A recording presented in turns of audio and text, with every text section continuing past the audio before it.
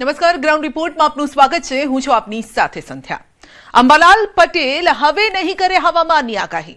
જી હા, આપે સાચું સાંભળ્યું. આવું અમે નહીં પરંતુ કાકા ખુદ કહી રહ્યા છે કે જ્યાં સુધી સરકાર તેમને સપોર્ટ નહીં કરે ત્યાં સુધી તેઓ વરસાદ, ગરમી, ઠંડી કે વાવાઝોડા લક્ષી કોઈ પણ પ્રકારની આગાહી કરવાનું ટાળશે. પણ કેમ? ચાલો જાણીએ આખો વિવાદ.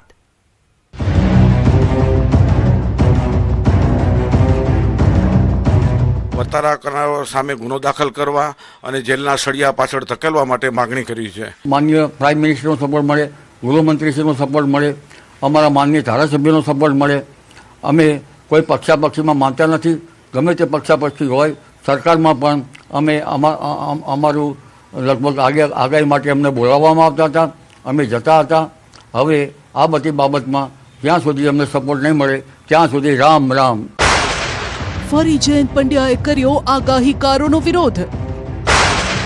પંડ્યાએ કહ્યું, આગાહીકારોને કરો જેલ ભેગા. તો અંબાલાલે આપ્યો બરાબરનો જવાબ. સરકાર અને યુનિવર્સિટીઓ પણ કરે છે આગાહીકારોની સરાહના. વિજ્ઞાન જાથાના સંસ્થાપક જયંત પંડ્યાએ હવે ભુવા જાગરિયાઓનો વિરોધ કરવાનું પડતું મૂકી આગાહીકારોનો વિરોધ કરવાનું શરૂ કર્યું છે. હજુ 1 મહિના પહેલા જ આ મુદ્દે વિરોધ કર્યા બાદ, અંબાલાલ પટેલને ચેલેન્જ આપ્યા બાદ પણ જયંત પંડ્યા શાંત ન બેઠા. ફરી ખેડૂતોનું નામ લઈ ગુજરાતના તમામ આગાહીકારોને પંડ્યાએ એક ત્રાજવે તોલી દીધા ને કહ્યું કે આગાહીકારો કોઈ પણ સાધનો વગર આગાહી કરે છે. તમામ આગાહી ખોટી પડે છે. જુલાઈ મધ્ય સુધીની આગાહી પણ ખોટી પડી. રાજ્યના 60 તાલુકામાં વરસાદ પડ્યો નથી, જેથી ખેડૂતોને નુકસાન થયું છે અને જવાબદાર છે આ તમામ આગાહીકારો. જયંત પંડ્યાનું કહેવું છે કે પ્રાચીન કાળમાં ઋતુચક્રમાં પર્યાવરણ, પ્રદૂષણ, કુદરતી પ્રાકૃતિક નિયમોનું માનવી પાલન કરતો હતો. ત્યારે ઉપકરણો ન હોવાના કારણે અનુભવના આધારે વર્તારા કરતા. પણ આજે વિજ્ઞાનના જમાનામાં આ કરવું મૂર્ખામી છે. આગાહીકારો વારંવાર તારીખો બદલે છે, માટે ખેડૂતોને સમજ નથી પડતી કે શું કરવું, ક્યારે વાવેતર કરવું ને કયું વાવેતર કરવું. અને વર્તારાના ભરોસે તેઓ બેસી રહે છે ને પગ પર કુહાડો મારે છે. સમગ્ર રાજ્યમાં વાવણી થઈ નથી, 60 તાલુકામાં વરસાદ પડ્યો નથી, પાણીની ગંભીર સમસ્યા ઊભી થઈ છે. આ બધી પરિસ્થિતિમાં વર્તારા કરનારા વારંવાર તારીખો બદલી અને લોકોને ગુમરાહ કર્યા છે. ખાસ કરીને ખેડૂતો અમને રજૂઆત કરે છે કે અમારે વાવણી હવે છેલ્લા તબક્કામાં છે અને વાવણી નષ્ટ થાય એમ છે, અમારું બિયારણ નાશ થાય એમ છે અને અમે આર્થિક ખાડામાં જઈએ એવી છીએ. આ માત્ર દોષિત છે, વર્તારા કરનાર છે, એના ભરોસા ઉપર અમે પોતાની જાતે પગ ઉપર કુવાડો માર્યો છે, તેવું બધાનો એક સરખી સૂર હતો. હવામાન ખાતામાં જે એન્યુઅલ બેરોમીટર અથવા તો જે હવા માપક યંત્રો ગામડે ગામડે નથી, અથવા તો ગામડે ગામડે હશે તો તે પણ ધૂળ ખાતા થઈ જશે. આ લાંબા ગાળાની આગાહી જેને કરવી હોય ને કરે. અને હવામાન ખાતાનું ખોટું પડે કે સાચું પડે તે હવે ઓડિયો વિઝ્યુઅલ જાથાવાળા જોવે કે જનતા જુએ અને નિર્ણય કરે. અમે એ જ આશા રાખીએ છીએ, જનતા જુએ અને નિર્ણય કરે. જયંતભાઈના વિરોધ બાદ એક ચર્ચાએ જોર પકડ્યું કે આખરે આ વરસાદનો વર્તારો અને વૈજ્ઞાનિક પદ્ધતિથી જે પ્રિડિક્શન કરવામાં આવે છે તે કઈ રીતે થાય છે, તો એ પણ જાણી લો. હવામાનની આગાહીનું વિજ્ઞાન એટલે હવામાન શાસ્ત્ર. બીજી તરફ દેશી પદ્ધતિથી ખેડૂતો સદીઓથી પ્રાચીન વર્ષા વિજ્ઞાનથી તારણ કાઢતા આવ્યા છે. વૈજ્ઞાનિક પદ્ધતિની વાત કરીએ તો ભૌતિકશાસ્ત્ર, ગણિત અને વાતાવરણના સતત અવલોકન પર તે આધાર રાખે છે. જ્યારે કે દેશી પદ્ધતિ પ્રકૃતિ, પશુ પક્ષીઓના વર્તન પરથી વર્તારો કાઢવામાં આવે છે. પરંપરાગત રીત રિવાજો, લોકવાયકા, નક્ષત્ર પર તે આધારિત હોય છે. જ્યારે કે વૈજ્ઞાનિક પદ્ધતિની વાત કરીએ તો વરસાદની આગાહી માટે હવાના દબાણ, પવનની ગતિ, ભેજના પ્રમાણ પર આધાર રાખતા હોય છે.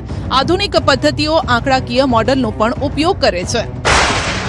ઉપગ્રહો સહિતના સાધનોથી વાદળ, તાપમાન વગેરેનું મોનિટરિંગ પણ કરવામાં આવે છે.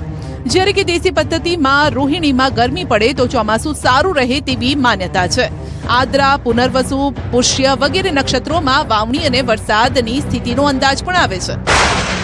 તો કીડીઓ ઈંડા લઈને ઊંચે ચડતી દેખાય તો વરસાદના આગમનની માન્યતા છે તેવું માનવામાં આવતું હોય છે. જ્યારે કે વૈજ્ઞાનિક પદ્ધતિની વાત કરીએ તો રડાર સિસ્ટમથી વાદળોની ઘનતા, તીવ્રતાને માપીને વરસાદના માપનો અંદાજો કઢાતો હોય છે.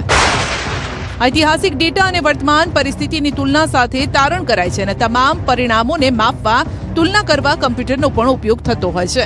જ્યારે કે દેશી પદ્ધતિની વાત કરીએ તો પશુ પક્ષીઓની ચેષ્ટાના આધારે આ પ્રકારના વર્તારા કઢાતા હોય છે.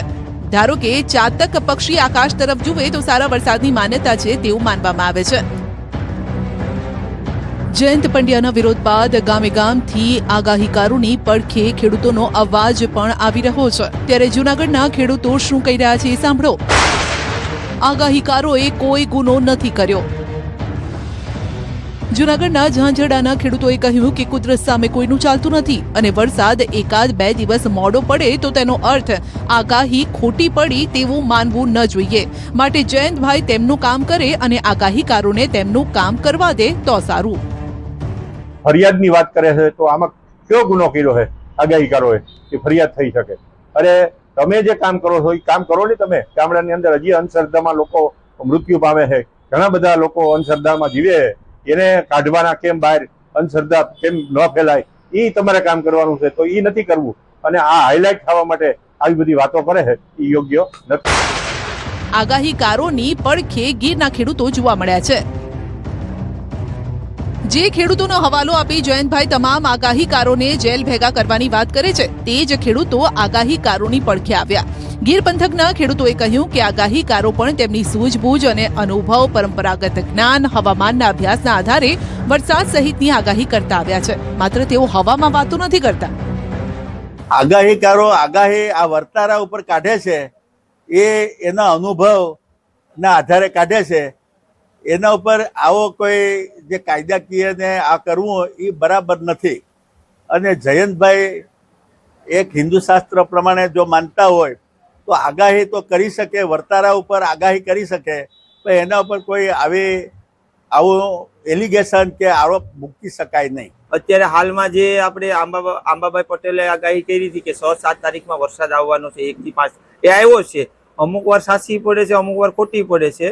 એટલે આ બધું તો કુદરતનું છે. પણ આગાહીકારો છે તેના વર્તારા ઉપર આગાહી કરતા હોય છે. આપણે ખીહેર આવે, મકર સંક્રાંતિ આવે, પછી આપણે દનિયા તપે, હોળની ઝાડ ઉપર આવે, અખાત્રી ત્રીજના પવન ઉપર આવે. ખેડૂત માટે બહુ ફાયદાકારક છે. એને ખબર પડે છે ખેતીમાં કઈ રીતના ખેતી કરવી છે, કઈ રીતના પાણી પિયત આપવું છે. એ આગાહીકારોમાં કઈ વાકઈ નથી. એની રીતે એના માધ્યમથી આપતા હોય છે. આ તરફ અંબાલાલની આગાહી 90% સાચી છે તેવું કહેનારા ખેડૂતો પણ છે. સુરેન્દ્રનગરના ખેડૂતોએ કહ્યું કે આગાહી સાચી પડે કે ખોટી, પણ આગાહીકારો રૂપિયા લઈને આગાહી નથી કરતા. આગાહીકારોનું પોતાનું પણ કોઈ સ્વાર્થ નથી. માટે જયંત પંડ્યા જે કામ કરતા હતા તે કરતા રહે. ભ્રષ્ટ ઢોંગી લોકોને ખુલ્લા પાડે, નહીં કે સમાજના એવા લોકોને જે ખરેખર ખેડૂતોની ચિંતા કરે છે.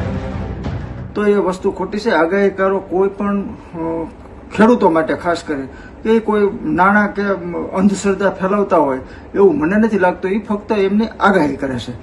તો જે જયંતભાઈ પંડ્યા અત્યારે કહે છે કે ભાઈ પોલીસ કેસ થવો જોઈએ, તો આમાં કોઈ પોલીસ કેસ કરવો અને આગાહીકારો આગાહી કરતા બંધ થઈ જાય અને એનાથી પ્રજા ગુમરાહ થાય એવું હું એક ખેડૂત તરીકે માનતો નથી. જેમ કે અંબાલાલ પટેલ જે ઉનાળામાં માવઠું અને એ રીતની આગાહી કરતા હોય એમાંથી હું માનું ત્યાં સુધી 90% એ સચોટ જ હોય છે.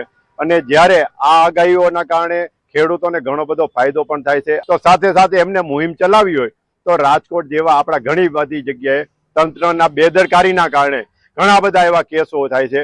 એના માટે મુહિમ ઉપાડવી જોઈએ કે જેથી કરીને તંત્રના અધિકારીઓ ઉપર, ભ્રષ્ટ રાજકારણીઓ ઉપર પણ કેસ થવા જોઈએ. એ મુહિમ ઉપાડે તો વધારે સારું રહેશે. પણ આજે અંબાલાલ પટેલ ની બધા જે આગાહીકારો છે એ કઈ ખેડૂત પાસે કઈ રૂપિયા લેતા નથી. અને અત્યાર સુધી જયારે લોકોએ આગાહી કરી છે ત્યારે 90% તો સાચું પડ્યું છે. આ વખતે હવે ગમે કારણ થયું હોય એટલે એ લોકો જે આગાહી કરે છે ખેડૂતોને ફાયદો થાય કે નથી થતો, પણ ખેડૂતો સાવચેત થઈ જાય છે. આમ આપને જણાવી દઈએ કે અંબાલાલ પટેલ આમ તો 1980 થી કૃષિ અને હવામાન લક્ષી આગાહી કરતા આવ્યા છે.